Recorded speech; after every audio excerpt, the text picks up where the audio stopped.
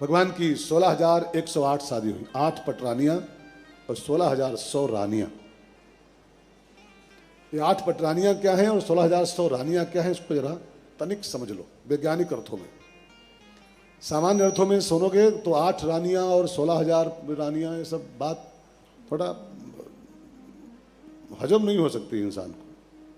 यार हम आप एक ही किए हैं, नानी याद आ रही है, कई किए हो, एक तो किए हम लोग हैं, और ये कहे में नानी दादी और सब याद आ रही हैं। आदमी गिर गिर पड़ रहा है, कभी कभी करता है इससे अच्छे तो हम तभी थे। सोचो एक में आपका हमारा ये हाल हो रहा है, तो 16,108 करना कोई आसान काम है क्या? उस पर क्या बीतती होगी कन्हैया के ऊपर। ये सब बातें हैं, इसके पीछे के वैज्ञानिक सूत्र बड़े प्यारे होते हैं, हमको आपको उसको पकड़ना पड़ेगा। 8 पटरानियां 16,100 रानियां, ये सब सुनने में लगता है कि ये सब बात ठीक नहीं लग रही, हजम नहीं हो रही बात। समझो 8 पटरानियां जो हैं ये भगवान के 8 अंग हैं।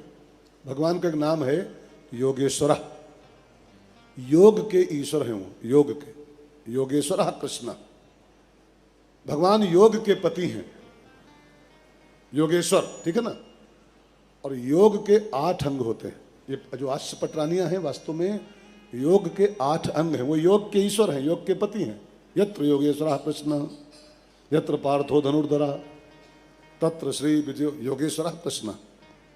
योगेश्वरा माने का योग के पति, ठीक है ना।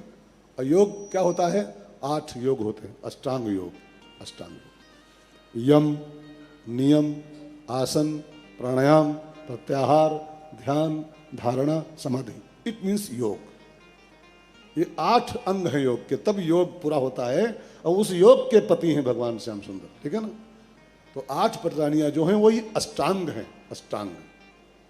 तब योग पूरा हो जाता है, भगवान योग के पति हो जाते हैं, ठीक है। तो 8 पटरानियां उनकी 8 योग के 8 अंग, ठीक है। अब 16,100 क्या है रानियां उनकी, ये भी समझ लो वैज्ञानिक अर्थों में। भगवान क्या है, कृष्ण चंद्र, ध्यान दे के सुनिएगा, कृष्ण चंद्र। और चंद्रमा की, भगवान चंद्र हैं, चंद्रवंश में पैदा भी हुए हैं और चंद्रमा है भी हुए, कृष्ण चंद्र। और चंद्रमा की 16 कलाएं होती, अमावस्या से लेकर और पूर्णमासी तक चंद्रमा की 16 कलाएं होती। बोले 16 प्रकार का चंद्रमा होता है, 16 कलाओं से युक्त, ठीक है। और हर कला की हजारों हजारों रश्मियां होती। रश्मियां माने किरणें, किरणें, चंद्र किरणें, एक एक कला की हजारों किरणें होती। तो भगवान की 16 कलाएं और हर कला की हजारों किरणें, हजार हजार किरणें मान लो लगभग।